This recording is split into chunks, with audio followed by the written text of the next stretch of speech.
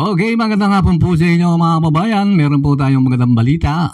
Naglabas na po ng warrant of arrest ang Pampanga Court para kay Harry Roque mga kababayan. Ayan o. Ayan po.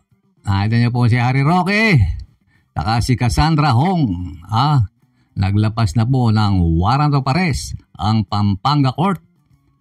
Yari na si Harry Roque rito mga kababayan.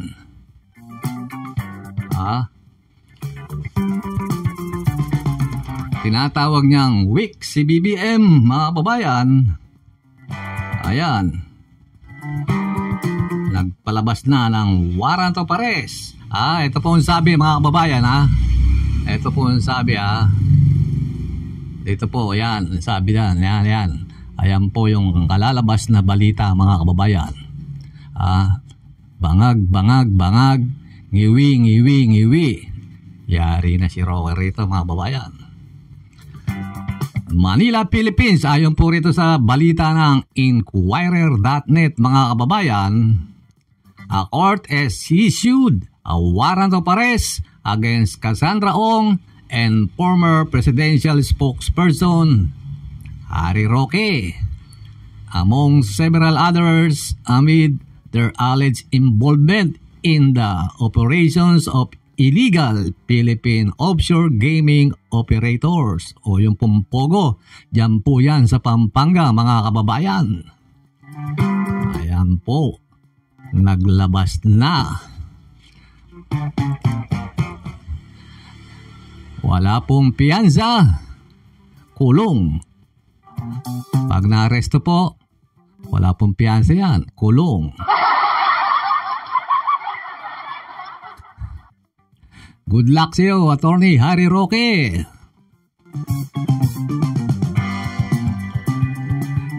Alam niyo mga kababayan, itong si Harry Roque ay nakikisaw-saw na lang po yan kay Pangulong Duterte. Napakatagal na po dyan yan. Hindi niya pa po nakikita si Pangulong Duterte dyan sa loob ng daig mga kababayan.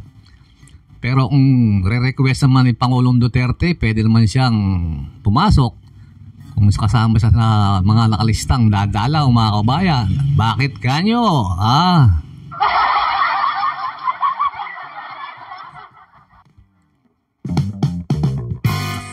Alam nyo mga kababayan, itong si Harry Roque, nakakasira na lang kay Pangulong Duterte yan.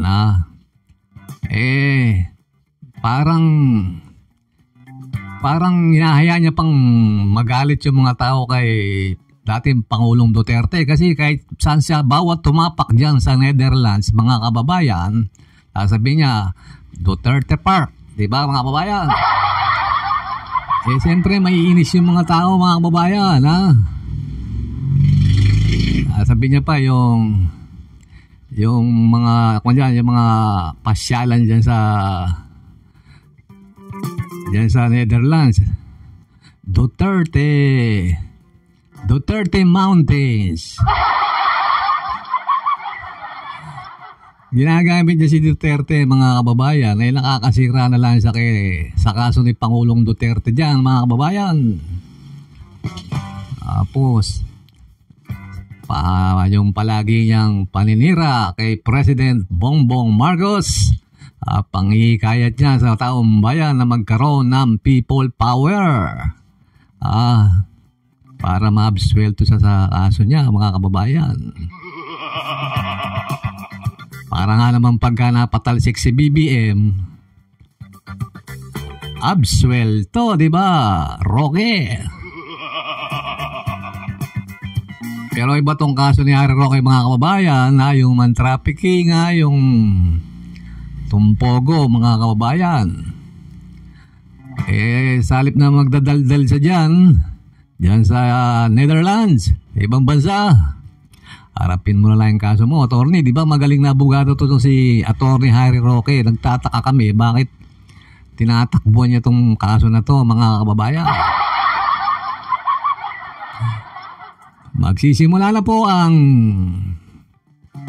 yung palitan ng kuro-kuro ng mga Interpol kung paano mapapauwi si Harry Roque rito mga kababayan. Balagay niyo ba ma-approvean yung in-apply niyang asylum dyan sa Netherlands? Okay, good luck na lang kay Attorney Harry Roque.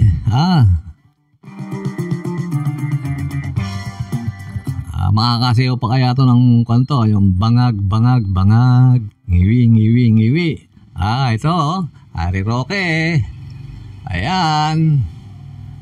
Nilababas ng warrant of arrest para kay Attorney Harry Roque. Magbubunyi na po ang mga taong bayan niyan, mga kababayan. Paano ba naman nagsasawa na yung tao sa pagmumukha ni Harry Roque? Walang sawang paninira. Tapos na eleksyon. Naninira pa rin. Pilit pa rin sinisiraan si BBM. Nasaan yung party list ni Roque? Laglag. Nasaan yung in-endorse nilang mga senador? Silang dalawa ni Maharlika? Laglag.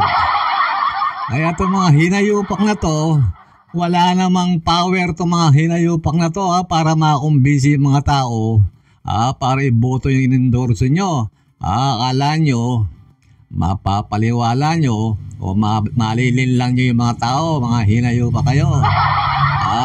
Nagsiboto yan dahil kay Duterte. Dahil sa pagkakakulong ni Duterte dyan, pagkakadala sa daig, kaya po lumakas yung mga opposition, lalo na sila Bongo at si Bato de la Rosa, mga kababayan. Tingnan nyo, nadamay pa si Marcoleta, nabit-bit pa nila, mga kababayan. Nabudol sila ng Marcoleta. yung mga KOJC, yung mga DDS, hindi naman dinala ng INC ni Marcoleta, paano ba yan? Kayo, binitbit niyo si Marcoleta dyan sa Mindanao. Hindi naman binitbit na iglesia yung mga PDP, mga kababayan. Si Senator Bongo lang tsaka si De La Rosa yung dinala ng INC. Magaling to si Marcoleta, mga kababayan. Pero mga taong bayan nagtatanong, nagsisimula na magtanong, yung pinangako mo, Marcoleta, na libreng kuryente. Nagkalat na po yung post sa mga naghihintay ng pangako mo. Meron pa nga yan, 2,000 gagawin na daw libre kuryente. Meron pa ako sa napakinggan doon sa sinabi ni Marcoleta, mga kababayan, pag ang kuryente mo nga daw ay 1,000 pababa, 1,000 pababa, gagawin niyo daw pong libre. Ayan po ang abangan natin, mga kababayan. Natat na nga pong magpaproklama ito si Marcoleta, mga kababayan, na dapat daw iproklama na sila. Baka nga naman madiskaril pa. Mamaya may umapila.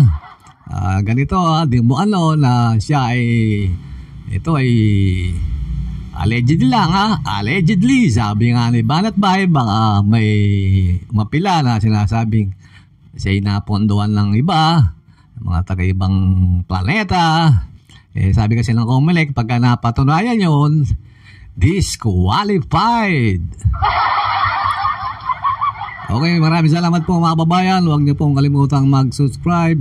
Pakipindot na rin po ang notification bell para updated po tayo sa susunod po nating chismis, sabi nga ni Amy Marcos, mga kababayan.